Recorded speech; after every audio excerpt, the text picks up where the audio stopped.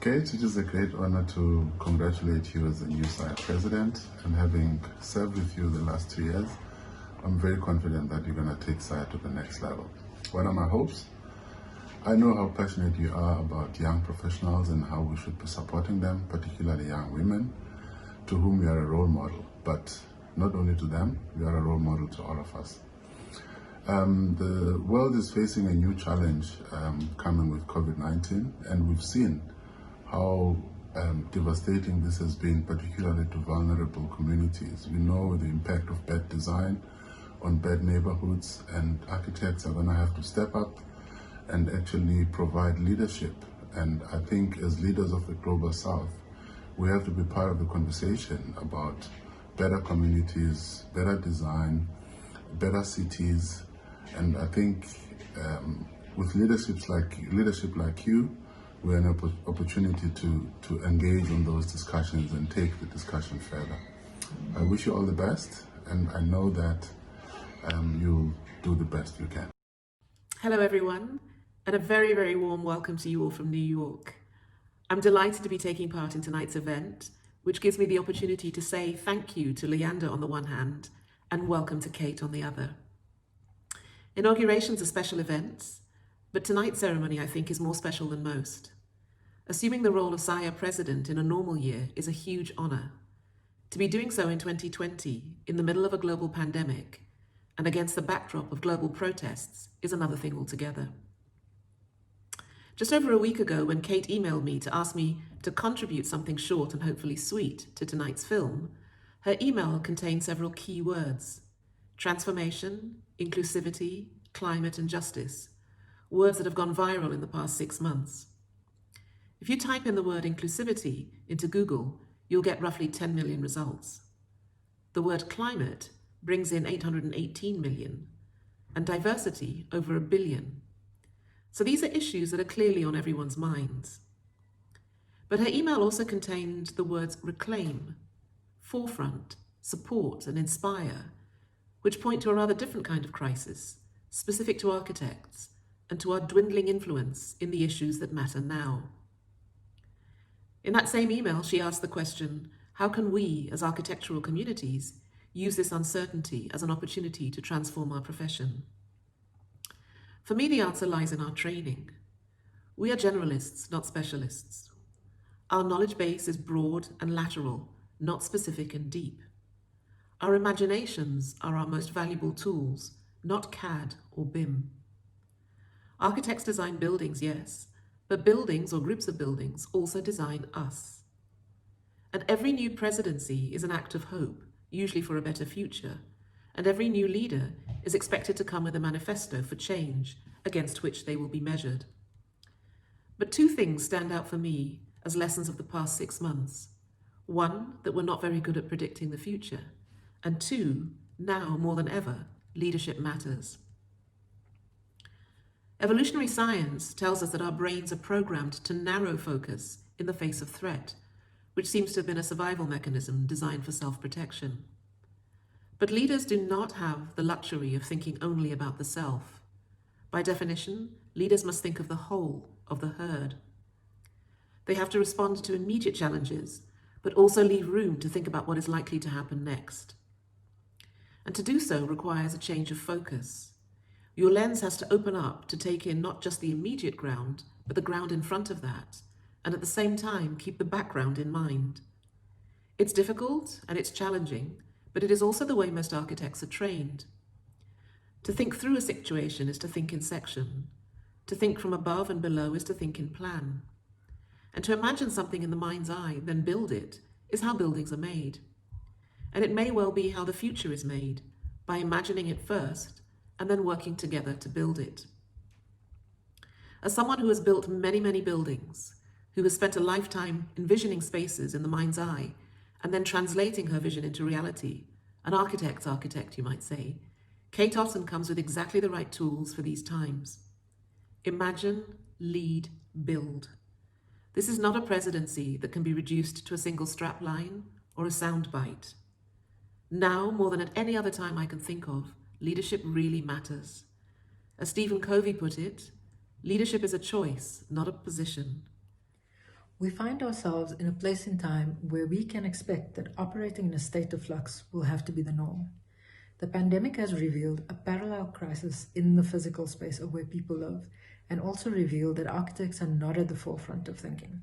In fact, we are lagging behind other professionals, like social anthropologists or writers, etc., in recognizing, examining, researching, and understanding our socio-spatial landscape and production of space. This directly influences how we practice. We cannot reclaim a position which is fraught with the language of colonialism and patriarchy. We have the skills to leverage as solutionist thinkers, but this is a place of privilege, and we need to critically engage with our so-called visionary status that was trained and educated to be right all the time. This is problematic and dangerous. In a severely restricted economic climate, we will have to adapt even faster and look for other modes and means of production of space. With this context, therefore, SAIA's mandate should include greater visibility, action, transparency, accountability, and greater public engagement, thus shifting the perception of its place and value to the architectural profession. My message for the Institute is to use the severity of these times as a basis for re-evaluating the profession, to use this platform to open networks of public and private procurement that allows for better and transparent matches between client and architect, that allows Black-owned practices, empowerment practices, women-owned practices, small practices, and emerging practices work opportunities in order to establish themselves and give voice and decision-making roles that significantly and urgently diversifies the hands that currently think and draw our cities. To disrobe the bureaucratic and to make easy, accessible, meaningful, and free continued professional development programs. To offer new graduates, especially women graduates and graduates of color and Black women graduates, platforms to voice their thinking and to build their careers. To offer platforms and promote architectural thinking and projects that meaningfully engage social justice and the built environment. The future should be more female, the future should be more diverse, the future should be more Black, the future should be more brown, the future should be more indigenous, the future should be more African, the future should be more ours, the future needs to be different. I think one of the things that we can do as architects or as creative people is to try and start instilling within ourselves, particularly at architectural schools, a culture where we move beyond the speciality of architecture, a culture where we understand that as architects, we're part of a bigger ecosystem. We're part of an ecosystem that includes builders, that includes scientists, that includes biologists, that includes lawyers. Because when you think of yourself as part of an ecosystem, you can actually do a lot more than just be limited by the specifics of your speciality.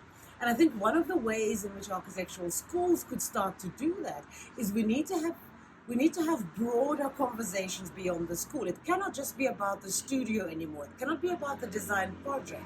It has to be something that has an impact beyond the school as we see it.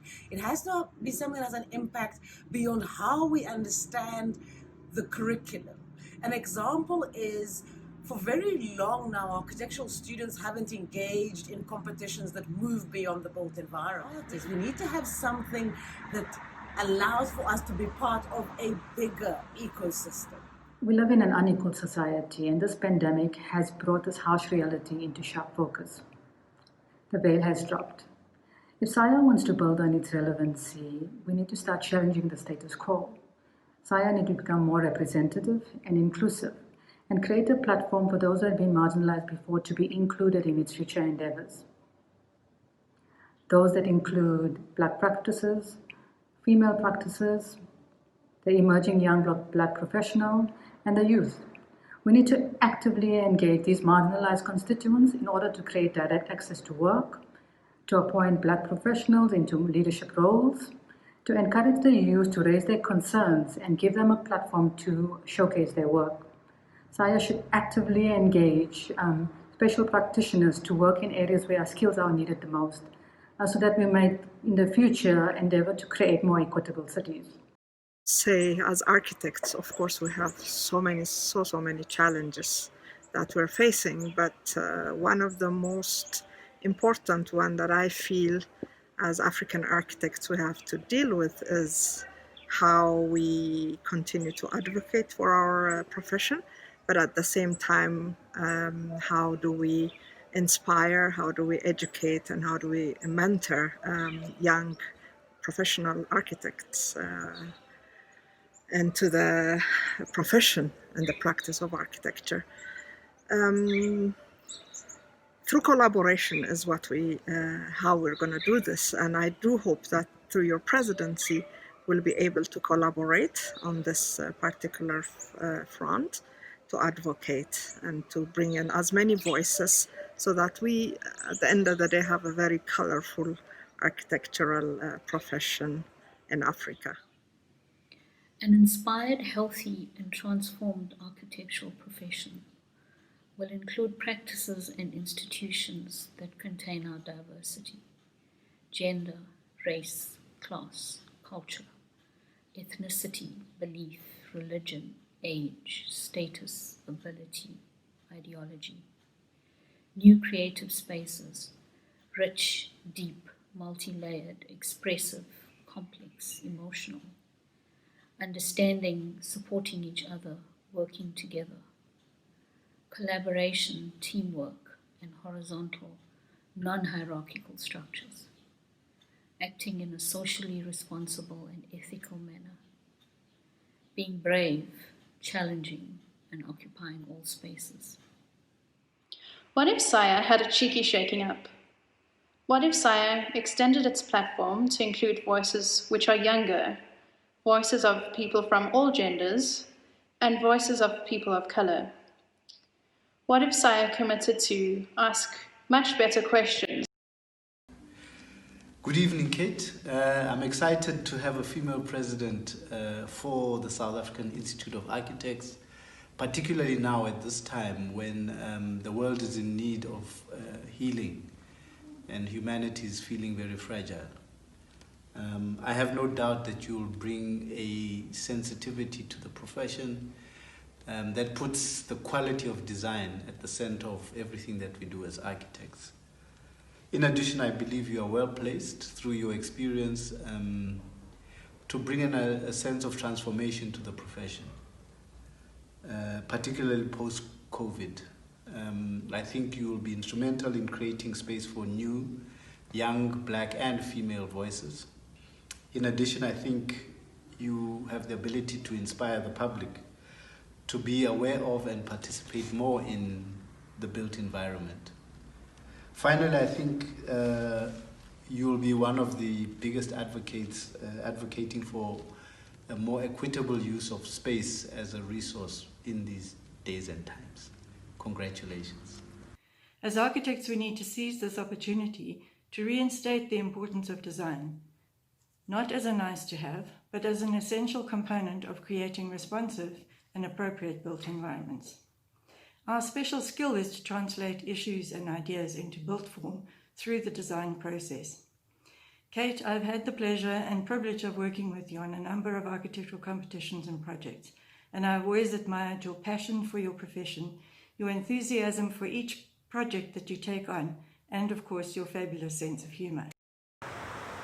Leading the Institute during the toughest period of our democracy requires compassion, inventiveness, and guile, all of which, Kate Otten, you possess in abundance.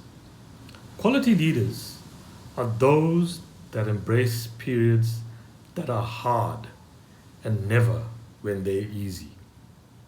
We all have to view this period as a period of opportunity and not despair. So dig deep, take up our collective struggles, and continue to build this organization that will never, ever ignore the triple scourge of poverty, unemployment, and inequality. To begin, President Kate, take a knee as Black Lives Matter. Hi, Kate. Thank you so much for the invitation to say a few words on your inauguration as the president of the South African Institute for Architects. People often say that if you want to get a job done properly, you have to send a woman in to do it. And I can't imagine anybody better than you steering this colossal ship into the future. As you know, we live in very interesting times that require radical and creative thinking, and I can't imagine anybody better equipped than you, a paragon of feminist praxis, to lead us into the future. So all I have to say is well done, congratulations, I'm super proud of you, and I'll be cheering for you endlessly. My message is actually a very simple one, which is about generosity. The collective architectural voice reaches all segments of civil society. And I think that during this time of immense uncertainty in our profession, our country, and on our planet, I think it's important that we as architects take a moment to remind ourselves not only of what we do, why we do it, how we do it, or even for whom, but also quite simply that we do it together. The freedom of choice has been dramatically altered, even removed from many of our decision-making processes in recent months. In many instances, modes of production have slowed and stretched as relationships have distanced. But as we spend this time reflecting, evaluating, and perhaps even reinventing our professional selves, the one thing that we ought not lose sight of is a commitment to building culture, not only physically as a product of our discipline, but now, perhaps more importantly than ever, within our discipline. Greetings from Cabo Verde. Congratulations, Kate and your team. Thank you for inviting me to participate. It is difficult to manifest certitude in these unprecedented times, yet it is fundamental that we show up and speak our truths. As architects, we thrive in being asked to take hold of possible futures through a process of ideation, materializing visions into certainties. But what are certainties today? Only that every statement may be temporary, fleeting, but that the foundations and pillars are still necessary metaphors for us to uphold even uncertainties. Today, as you embark on this journey, I want to throw into your basket a few considerations in the form of wishes. I wish for your presidency to be sustained by meaningful collaborations, for collaboration to be a fundamental value to engender relevance, close connectedness to your context and your colleagues. I wish for you to make justice the foundation, the pillars, the viewports and entry points of all your actions. There's no meaning in our profession without justice. I wish you, your team, your community of professionals, your interlocutors and collaborators, a transformative journey. Hi everyone. Kate, going back to the 80s as a young intern in my office, I clearly remember you as a gifted and passionate communicator who always collaborated well with the co-workers and yet was never afraid to irritate her peers. As you've been handed the baton, the profession is at a crossroads. New realities are emerging, norms of personal space are changing, some building types are shrinking, new narratives are starting to evolve. Rethinking of the educational space, a substantial shift of design dealing with the pandemic, systematic inequality, climate change, digital revolution, and housing crisis. We are going to have to change our addiction to business as usual and loosen our grips on old habits. Instead of scrambling to remain relevant, is this not a revolutionary moment in which we are being challenged to rethink everything, approaching projects not just as problems to be solved in steel, concrete, and glass? Our current challenges need a wider and a more holistic solution, an architecture that has to be sustainable, flexible, adaptive, responsive, and local without being parochial. We need to radically change to a true service profession. And what I'm looking forward to is seeing your energy and creativity and passion for the profession to come through and make a difference in the lives of many South Africans. We live in a particular time where the role of architecture has somewhat misunderstood by both government and by clients. And I think we live in a time where our understanding of the importance of the built environment in terms of improving the quality of life is truly underestimated. So I look forward to supporting you in your work, not only to make the lives of architects better, increasing the potential for better livelihoods, but also that we can have a much bigger impact in terms of the country and the continent, in terms of what architecture can offer from a spatial perspective as well as economic development and essentially creating a more equal society. We'd like, as GIFA and as president of GIFA, I'd like to congratulate President Otten, Architect Otten, on her election and inauguration. We pledge all our support for our most august member, which you are, to this year, and all of us resources are also available to you. We know you're going to be a fantastic president. Having grown up in a segregated city, I was very aware of the huge physical barriers that were created through apartheid planning. This left a huge mark on me and informed the way I practice. As architects, we have the power to start changing the landscapes of our cities, and we have the power to start creating social and spatial justice through architecture. My hope for Kate during her presidency is that she would create the platform for new, young, fresh ideas to be heard and embraced. Kate, the universe has conspired. It seems that COVID has presented us with an opportunity. As I see it, it has certainly rattled our cages. I think these are extraordinary times, and I think there's great opportunity, and my observation is that it's extraordinary that our professional body has now invited you to be the head prefect at a time like this, because I think you really are the one person I know that has the skills to embrace a new path, new directions, new visions, new ideologies, creating new narratives. I think you're going to be an inspiration. To some extent, I think creativity thrives in unpredictable and uncertain situations. Where the future is not known, it allows us to speculate towards a more indeterminate space and time. It forefronts design challenges and makes them more urgent. Issues that have always been around become much more relevant. I also think that it's great that more than ever conversation has been so prevalent and accessible online. The world has become a bit closer in terms of being a part of global conversations. And as practitioners, we need to be questioning, how can architecture be made more culturally relevant and inclusive of alternative narratives and forms? Where is architecture heading in terms of serving society? And how can we learn from our context in the way we practice? So I think it's exciting that SIA is heading in a new direction with Kate at its lead. I can only imagine that the future holds more representation and inclusivity in the profession, and much more support for outlier architects, young architects, females, architects of color, and many others. I think this will be the beginning of creating new conversations that forefronts inequalities and pushes practitioners to collaborate and be bold in our work. So congratulations to Kate, and wishing you an inspirational and groundbreaking term as president of SIA.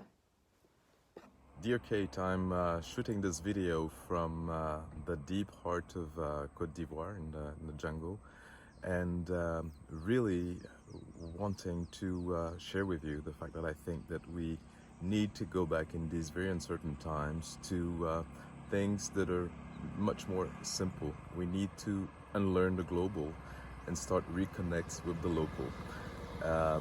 And as architects, I think that nobody better than us can rethink the tomorrows of this planet.